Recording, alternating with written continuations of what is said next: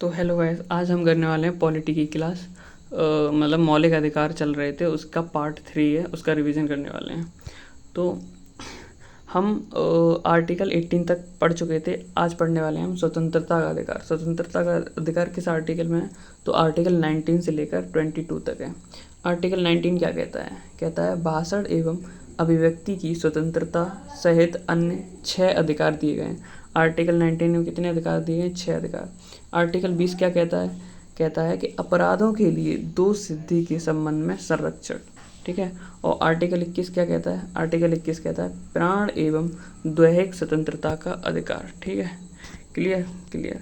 और article 21A जो है वो पहले संविधान में नहीं था, इसको जोड़ा गया है 86वें संविधान संशोधन 2002 से। इसमें क्या प्रावधान है? इसमें प्रावधान है 6 से 14 वर्ष तक के जो बच्चे हैं उनके लिए निःशुल्क प्राथमिक शिक्षा का अधिकार। वहीं आर्टिकल 22 क्या कहता है? आर्टिकल 22 कहता है कि कुछ दशाओं में गिरफ्तारी और निरोध से संरक्षण। ठीक है। अब बात करते हैं हम आर्टिकल 19 की। आर्टिकल 19 के सब क्लॉज कितने हैं? 6 सब क्लॉज हैं, इनको जानते हैं। इधर लिखे हैं अधिकार, राइट्स 19 के, और इधर उन पर जो रेस्ट्रिक्शंस लगी हैं, युक्त निर्बंधन जो लगे हैं वो लिखे गए हैं, यानी कि जब छीन लिए जाएंगे, यानी कि कोई लिमिट होगी उनकी, ऐसे करके। ठीक है। तो आर्टिकल 19(1) क्या कहता है? इसको याद कैसे करना है? देखो, ए फॉर, यहाँ लिखा है भाषण एवं अभिव्यक्ति की स्वतंत्रता का अधिकार। ए फॉर अभिव्यक्ति, ए फॉर 19(1) का क्लॉज ए क्या कहता है? 19(1) का क्लॉज ए कहता है भाषण एवं अभिव्यक्ति की स्वतंत्रता का अधिकार, यानी ए फॉर अभिव्यक्ति और ए फॉर ए। और आर्टिकल 19(1) क्लॉज बी क्या कहता है? शांतिपूर्ण एवं हथियार रहित सम्मेलन। इसको याद करना है, बी से याद करना है, बी फॉर बंदूक और बी फॉर हथियार। तो जब भी बी फॉर बंदूक और बी फॉर हथियार की बात होगी तो शांतिपूर्ण एवं हथियार रहित सम्मेलन की बात होगी।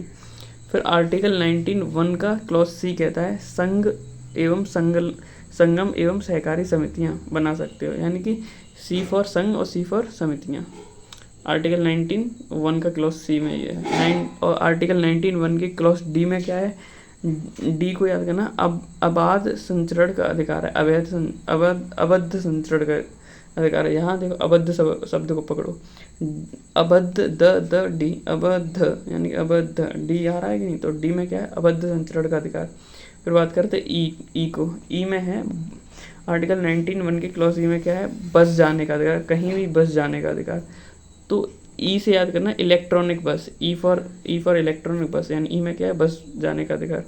आर्टिकल 19(1) के क्लॉज जी में क्या है? जी फॉर आजीविका, अजी आ रहा है जी, तो अजी, जी में क्या? आजीविका एवं व्यवसाय को अपनाने का अधिकार। ठीक है, क्लियर, याद हो गया। अब इनके कुछ रेस्ट्रिक्शन है, जैसे कि आर्टिकल 19(1) क्लॉज ए कहता है भाषण एवं अभिव्यक्ति की स्वतंत्रता, यानी कि तुम कहीं भाषण दे सकते हो, लेकिन क्या कंडीशन है कि लोक सदाचार अश्लील नहीं होना चाहिए, मान हानि नहीं होनी चाहिए किसी को, अपराध उद्दीन नहीं होना चाहिए, देश की एकता एवं अखंडता प्रभावित नहीं होनी चाहिए तुम्हारे भाषण देने से। ठीक है।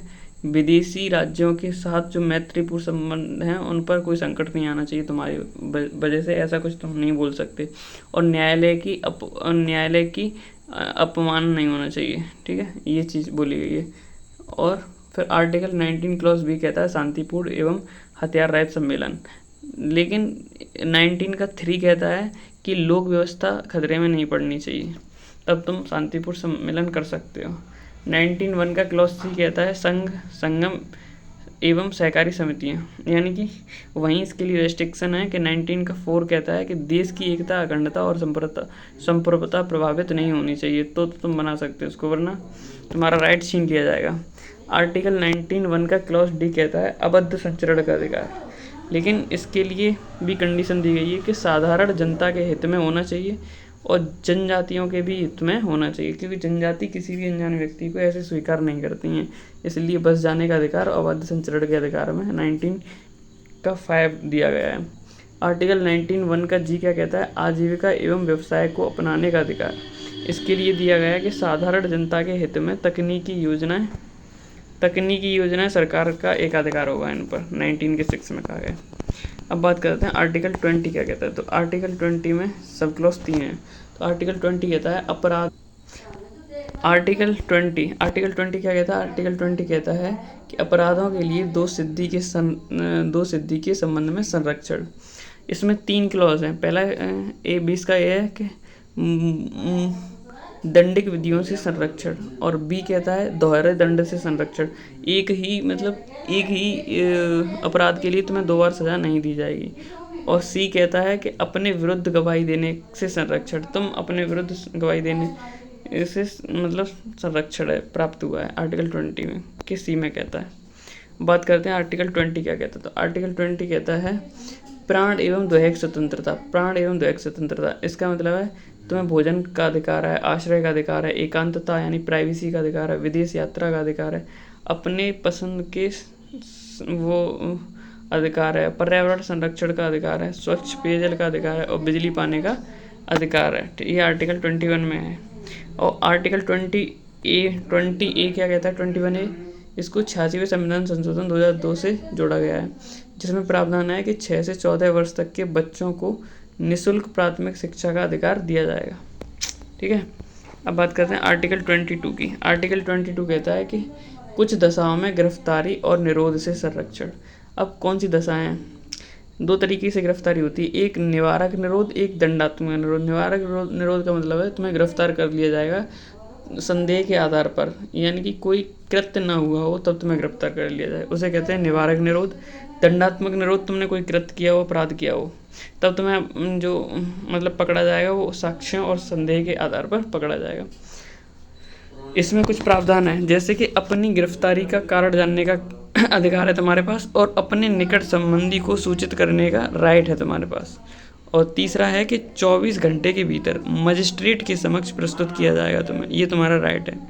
और यात्रा का समय इसमें इंक्लूड नहीं होता है। अपने पसंद के वकील से मामला प्रस्तुत कराने का भी अधिकार दिया गया है तुम्हें आर्टिकल 22 में। ठीक है, ये क्लास यहीं समाप्त होती है। क्लियर।